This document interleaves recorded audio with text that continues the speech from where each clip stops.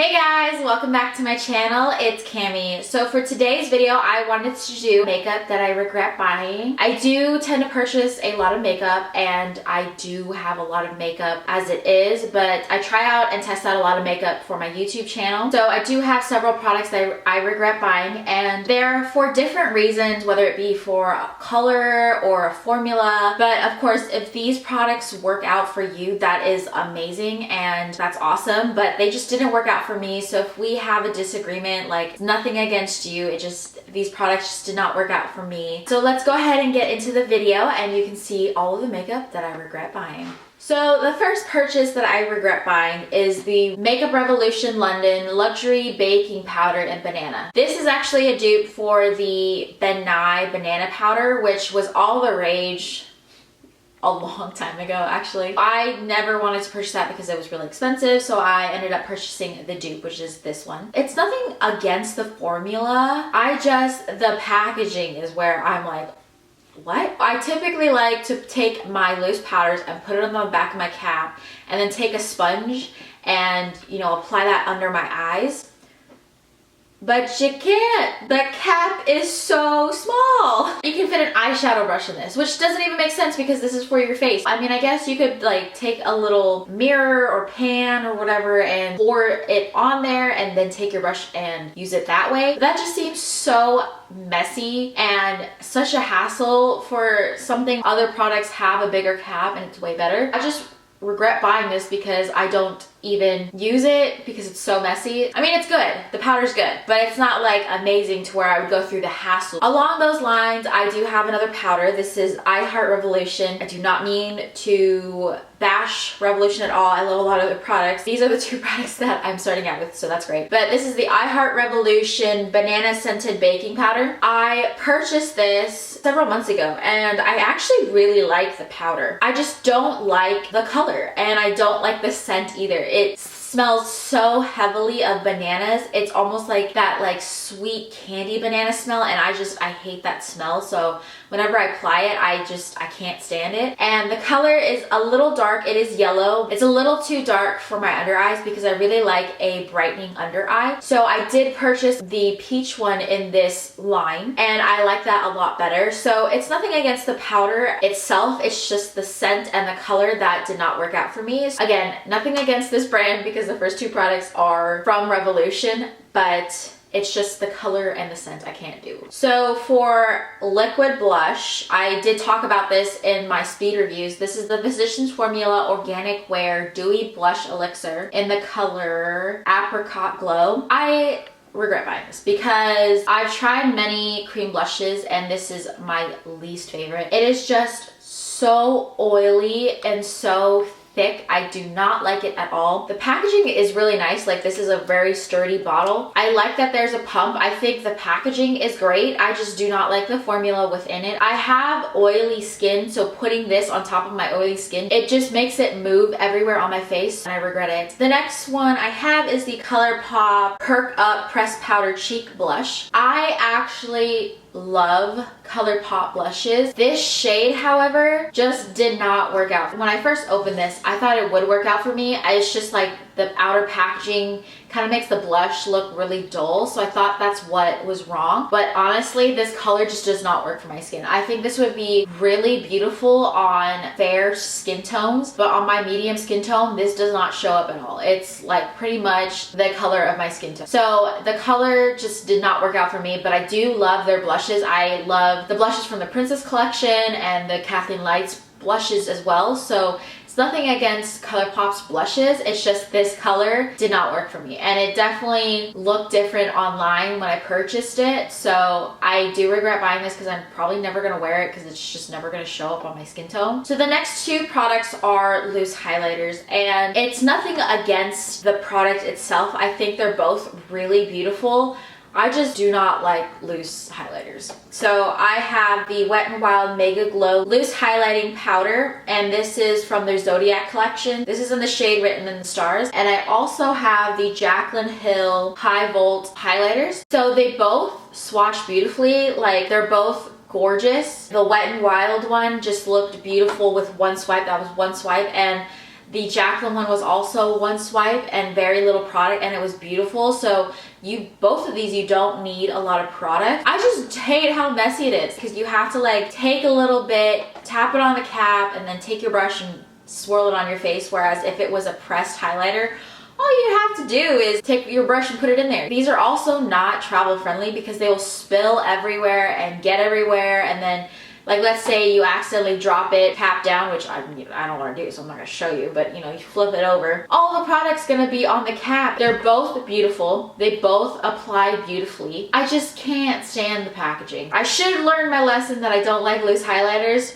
They're so pretty. So I do kind of regret buying both of these because I just don't use them because they're such a hassle to use.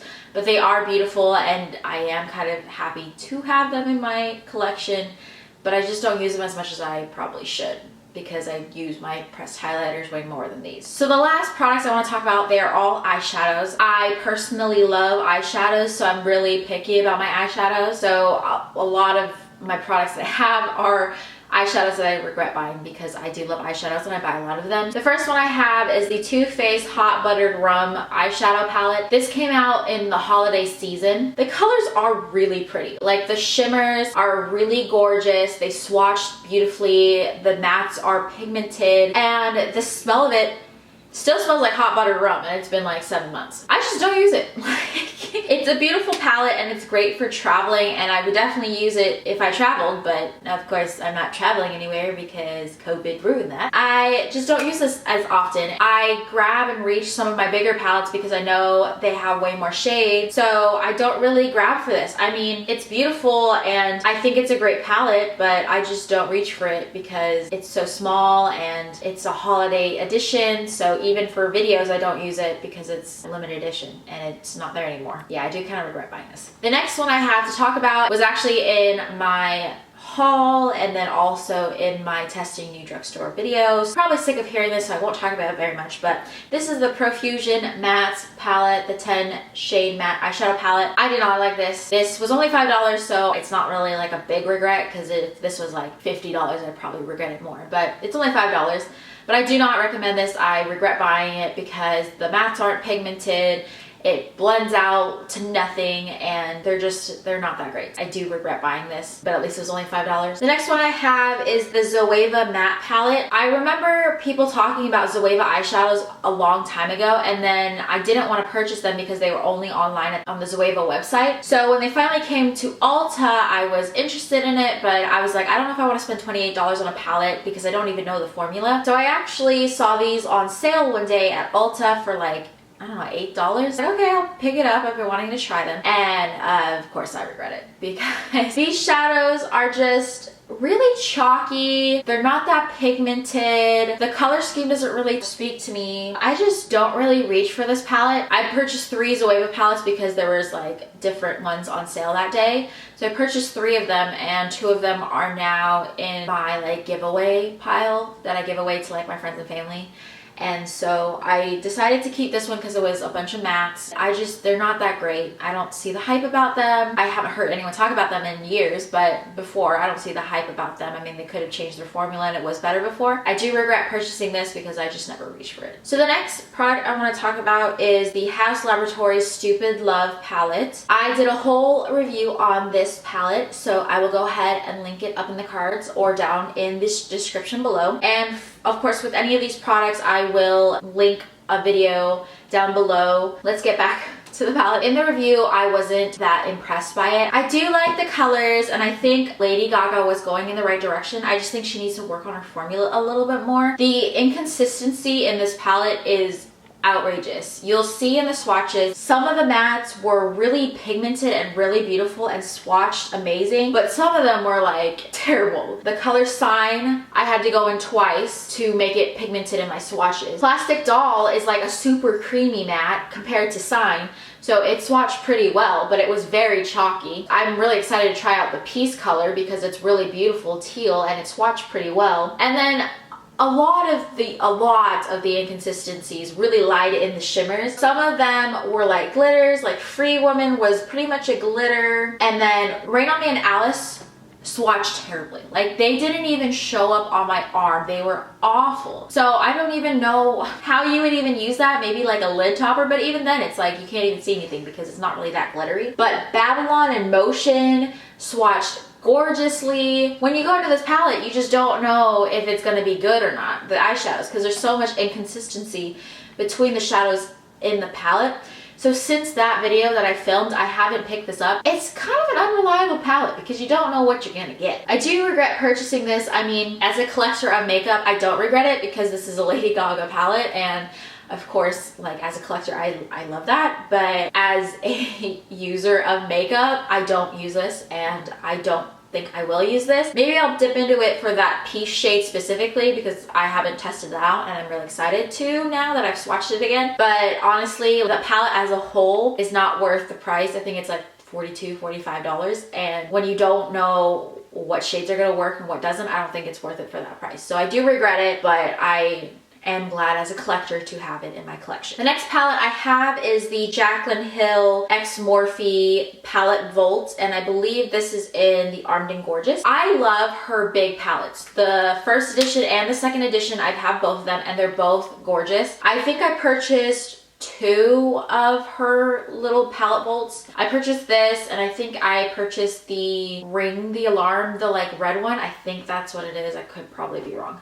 But I decluttered that one because I never use it. I have so many of those eyeshadows. So I kept this one because I thought it was more unique to my collection, which it is. I mean, there's the green and the yellow and the fall. And some of these shades are just super chalky and not pigmented, like Agent, Top Secret, and Smooth Criminal. They didn't swatch beautifully at all. Like, they were so patchy. But the shimmers, that's where this palette is. The shimmers are really beautiful.